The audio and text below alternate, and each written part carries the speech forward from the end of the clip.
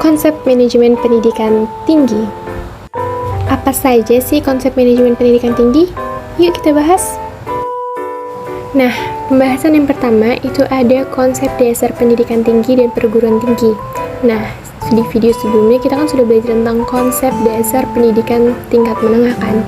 Sekarang kita belajar tentang konsep dasar pendidikan tinggi serta perguruan tinggi. Nah, teman-teman, pendidikan tinggi adalah pendidikan pada jalur pendidikan sekolah pada jenjang yang lebih tinggi daripada pendidikan menengah di jalur pendidikan sekolah.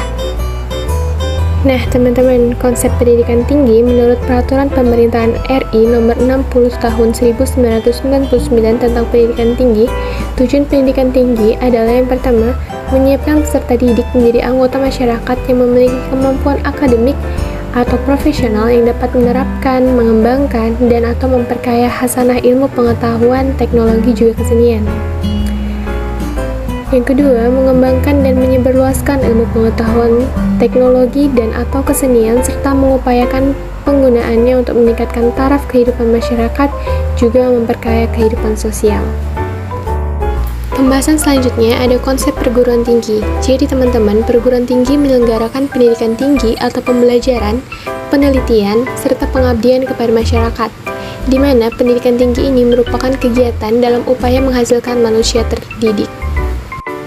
Nah teman-teman, perguruan tinggi ini dapat berbentuk akademi, politeknik, sekolah tinggi, institut, dan universitas. Pengertian dari masing-masing satuan pendidikan tersebut adalah sebagai berikut. Yang pertama, itu ada akademik. Baik, akademik merupakan menyelenggarakan program pendidikan profesional pada satu cabang atau sebagian cabang ilmu pengetahuan, teknologi, atau kesenian tertentu. Yang kedua, ada politeknik. Politeknik ini menyelenggarakan program pendidikan profesional pada beberapa bidang pengetahuan khusus atau perguruan tinggi yang menyelenggarakan pendidikan vokasi. Selanjutnya ada sekolah tinggi. Nah, sekolah tinggi ini menyelenggarakan program pendidikan akademik atau profesional dalam lingkup satu disiplin ilmu tertentu. Selanjutnya ada institusi. Institut ini menyelenggarakan program pendidikan akademik atau profesional dalam sekelompok disiplin ilmu pengetahuan. Dan yang terakhir ada universitas, di mana universitas ini teman-teman menyelenggarakan program pendidikan akademik atau profesional dalam beberapa disiplin ilmu pengetahuan. Nah teman-teman, materi selanjutnya itu ada penyelenggaraan pendidikan tinggi. Jadi teman-teman, Peraturan Pemerintah Nomor 60 Tahun 1999 tentang pendidikan tinggi mengatur bahwa penyelenggaraan perguruan tinggi yang dilakukan oleh masyarakat itu haruslah berbentuk yayasan atau badan yang sifatnya itu sosial. Jadi, ketentuan tampaknya dimaksudkan untuk memberikan status badan hukum pada penyelenggaraan pendidikan tinggi. Jadi, ada semacam jenjang dalam penyelenggaraan perguruan tinggi swasta, yaitu jenjang pertama universitas dan jenjang yang kedua itu yayasan. Nah, teman-teman, perlu diketahui bahwa untuk perguruan tinggi negeri sendiri sudah merupakan badan hukum milik negara atau BHMN yang sifatnya ini nirlaba atau non-profit, jadi sejajar dengan badan usaha milik negara. Nah, pembahasan selanjutnya itu ada manajemen perguruan tinggi.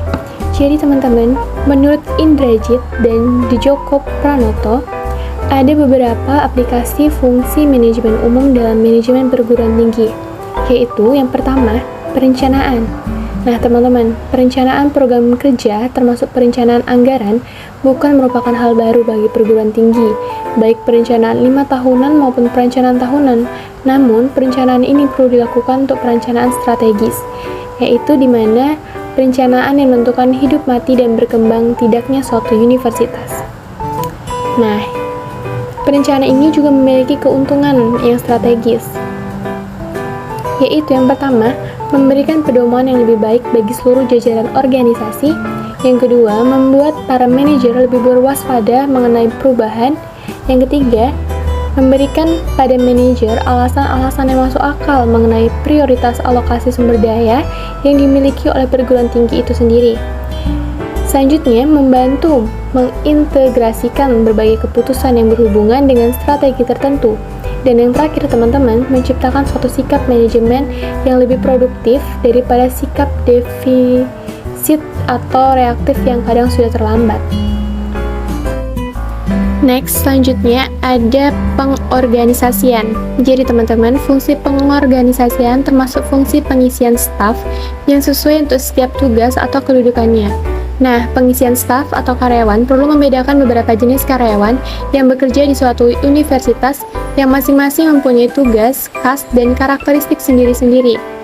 Jadi teman-teman, ada 4 jenis kelompok karyawan yang mempunyai tugas yang berbeda-beda. Yang pertama, itu ada karyawan akademik. Karyawan akademik ini merupakan para dosen dan peneliti yang bertugas mengajar dan melakukan penelitian ilmiah. Yang kedua, itu ada karyawan administrasi. Jadi teman-teman, karyawan administrasi ini merupakan karyawan yang bekerja di rektorat, keuangan, pendaftaran, dan personalia. Yang selanjutnya ada karyawan penunjang akademik. Mereka merupakan orang yang bekerja sebagai ahli atau karyawan yang ada di perpustakaan. Jadi kalau misalnya kalian pergi ke perpustakaan di kampus kalian, terus ketemu karyawan-karyawan di sana, itu merupakan karyawan penunjang akademik. Terus yang terakhir itu ada karyawan penunjang lainnya. Nah, karyawan penunjang lainnya ini merupakan karyawan lain seperti sopir, tukang kebun, petugas pembersih gedung, dan petugas pemeliharaan yang ada di kampus tersebut. Nah, selanjutnya ada penggerakan atau actuating. Jadi teman-teman, tugas penggerakan atau actuating ini adalah tugas menggerakkan seluruh manusia yang bekerja dalam suatu perguruan tinggi agar masing-masing bekerja sesuai yang telah ditugaskan dengan semangat dan kemampuan yang maksimal. Nah, fungsi penggerakan di sini meliputi memberikan motivasi, memimpin, menggerakkan evaluasi kinerja individu, memberikan imbalan jasa, dan mengembangkan para manajer. Next, yang selanjutnya ada pengawasan. Jadi, pengawasan adalah pengamatan dan pengukuran apakah pelaksanaan dan hasil kerja sudah sesuai dengan perencanaan atau tidak, teman-teman. Nah, teman-teman, kalau tidak, apa kendalanya dan bagaimana menghilangkan kendala agar hasil kerja dapat sesuai dengan yang telah direncanakan. Nah, teman-teman, fungsi pengawasan ini tidak harus dilakukan hanya setiap akhir tahun anggaran, tetapi justru harus secara berkala dalam waktu yang lebih pendek, misalnya setiap bulan. Nah, lanjut ke pembahasan selanjutnya, itu ada dimensi makna perguruan tinggi. Jadi, teman-teman, yang pertama itu ada dimensi etis. Nah, universitas dikenal sebagai pusat kreativitas dan pusat penyebaran ilmu pengetahuan, bukan demi kreativitas sendiri, tetapi demi kesejahteraan umat manusia. Hakikat, tugas, dan panggilan universitas adalah mengabdikan diri pada penelitian, pengajaran, juga pendidikan para mahasiswa yang dengan sukarela bergabung dengan para dosen dalam cinta yang sama akan pengetahuan. Nah, dimensi yang selanjutnya itu ada dimensi keilmuan. Teman-teman, dunia perguruan tinggi ini adalah dunia ilmu pengetahuan. Dan tujuan utama pendidikan tinggi adalah mengembangkan dan menyebarkan ilmu pengetahuan, teknologi, dan kebudayaan dengan proses belajar mengajar, penelitian, juga pengabdian kepada masyarakat. Lanjut, ada dimensi pendidikan. Teman-teman, di dalam proses pembelajaran, mahasiswa ini diusahakan menjadi orang yang mau belajar terus-menerus. Kenapa? Karena proses pembelajaran umumnya ini bersifat formal. Sebaliknya, pendidikan adalah proses penyiapan manusia muda menjadi manusia dewasa, yaitu manusia yang mandiri dan bertanggung jawab. Jadi di sini, mahasiswa ini diusahakan menjadi orang yang terus mau belajar dan mau mencari ilmu pengetahuan yang lebih, juga belajar mandiri serta bertanggung jawab pada dirinya sendiri, juga pada pendidikannya. Yang selanjutnya yaitu ada dimensi sosial. Jadi teman-teman, perguruan tinggi mempersiapkan para mahasiswa untuk mengambil tanggung jawab di dalam masyarakat. Dari para lulusannya inilah, masyarakat mengharapkan pembaruan dan perbaikan terus-menerus dalam kehidupan masyarakat, juga bernegara. Nah, dimensi yang terakhir itu ada dimensi korporasi. Perguruan tinggi memberikan jasa kepada masyarakat berupa pendidikan tinggi dalam bentuk proses belajar mengajar, juga proses penelitian. Nah, perguruan tinggi memiliki pelanggan, yaitu para mahasiswa dan masyarakat pengguan lulusannya. Nah, teman-teman, apabila pelanggan perguruan tinggi ini terlalu sedikit, maka perguruan tinggi tidak dapat membiayai dirinya sendiri, sehingga mengalami defisit, dan kalau terus-menerus demikian, maka kelangsungan hidupnya itu akan terancam. Atau bisa diartikan perguruan tinggi tersebut akan bangkrut atau tidak akan beroperasi lagi.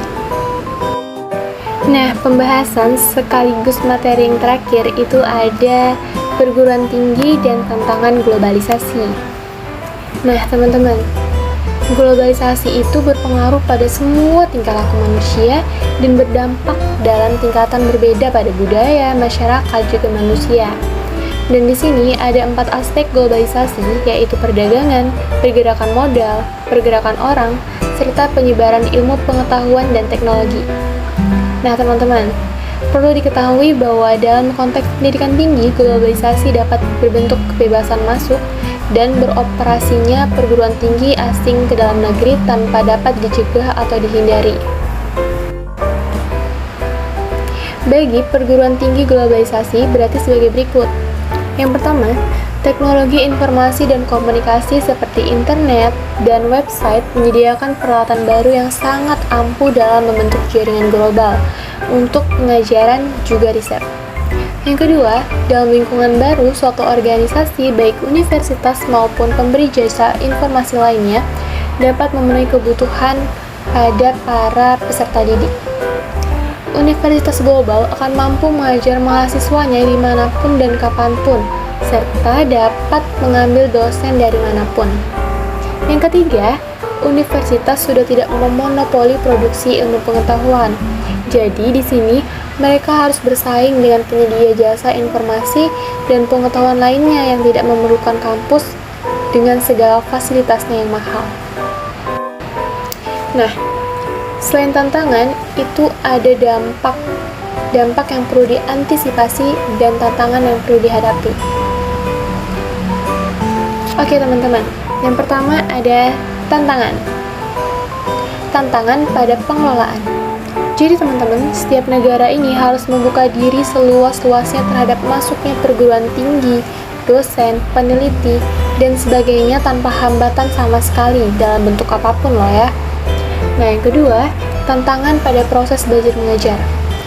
Globalisasi ternyata mengubah cara belajar mengajar dari bertatap muka dan melalui hubungan personal antara dosen dan mahasiswa menjadi hubungan maya dan non-personal. Jadi, ini bisa melalui internet atau video jarak jauh. Yang selanjutnya ada tantangan pada pendidikan nilai. Nah, hidup dalam alam globalisasi merupakan resiko dan mengubah identitas seseorang, tempat tinggal, juga kehidupannya di masa depan. Nah teman-teman, itu tadi materi tentang konsep manajemen tingkat pendidikan tinggi. Dan semoga materi kali ini bisa menambah wawasan kalian semua ya. Jangan lupa ikutin terus video pembelajaran Study with Tips Tia. Thank you for watching everyone.